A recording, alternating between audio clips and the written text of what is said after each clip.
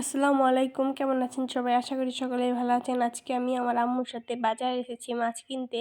এখান থেকে আমি একটি তরতাজা মাছ কেটে নিয়েছি। এই মাছটি সিলভার কাপ মাছ। অনেক দিন হলো কেনা হয়নি, তাই আম্মুকে বললাম কিনে নিয়ে যাও। আম্মু কিনে নিয়েছে এবং এই আঙ্কেলটা কেটে দিচ্ছে মাছটি। এই মাছটি ছোট হলে খেতে ভালো লাগে না, বড় হলে খেতে খুবই ভালো লাগে। আঙ্কেলটি আমাদের মাছটাও খুব সুন্দর করে কেটে নিচ্ছে, আমরা পাশে দাঁড়িয়ে আছি। এখান থেকে আরও কিছু মাছ কিনে বাসায় চলে আসলাম।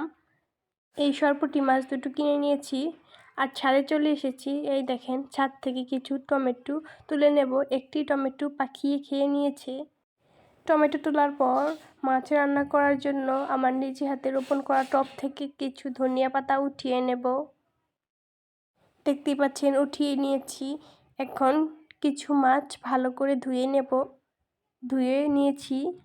ফুলকপির সিজনে ফুলকপির ভিতরে ডাঁটাটুকু সংরক্ষণ করে ভালো করে সিদ্ধ করে ডিপ ফ্রিজে রেখে দিয়েছিলাম। আজকে রান্না করব, তাই বের করে নিলাম। এখানে আলু আর টমেটো কেটে নিয়েছি। কড়াইতে পরিমাণ মতো তেল, পেঁয়াজ, কাঁচামরিচ, রসুন কুচি দিয়ে ভালো করে ভেজে নেওয়ার পর দিয়ে দেব ফোড়ন, কালো জিরে, সরিষা ফোড়ন। আর এখানে সকল গুঁড়া মশলা দিয়ে দিব। স্বাদ মতো লবণ দিয়ে মশলাটা ভালো করে কষিয়ে নেওয়ার পর টমেটোটা দিয়ে দেব। টমেটোটা দিয়ে ভালো করে কিছুক্ষণ নাড়াচাড়া দেওয়ার পরে মাছগুলো দিয়ে দেব এক এক করে।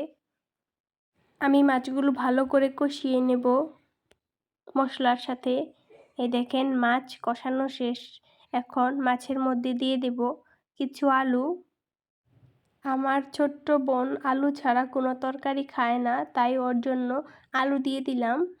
আর আমরা এখানে দিয়ে দেব সেই সিদ্ধ করে রাখা কফির ডাঁটিগুলো।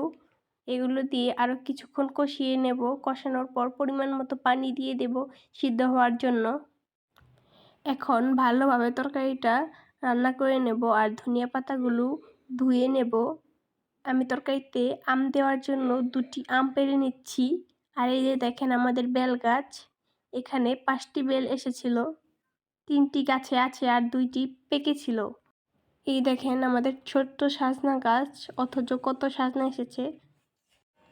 এখন তরকারির উপর দিয়ে ধনিয়া পাতা কুচি দিয়ে দেব সুঘ্রাণের জন্য। ধনিয়া পাতা কুচি দেওয়ার পর আমের ফালিগুলো দিয়ে দেব। এই গরমের জন্য আমি এক সাইডে আম দিয়ে দেব 2টি। কেউ টক খেতে মন চাইলে খেতে পারবে নিয়ে। এই যে দেখতেই পাচ্ছেন, আমার তরকারিটা রান্না করা শেষ। কতটা সুন্দর কালার এসেছে, দেখি খেতে মন চাইছে।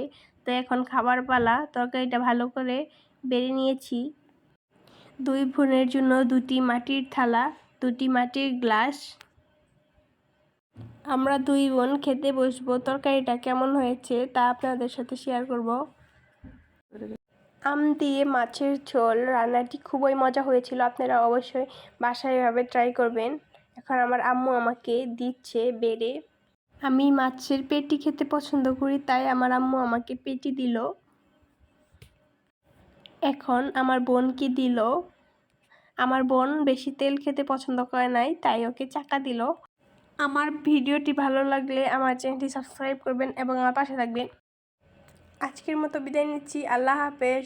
সবাই ভালো থাকবেন, সুস্থ থাকবেন এবং আমার পাশে থাকবেন, এই কামনাই রইল। আগের ভিডিওতে একজন কমেন্ট করেছে, বুপুর রান্নাঘর থেকে তোমার রান্না আমার ভালো লাগে।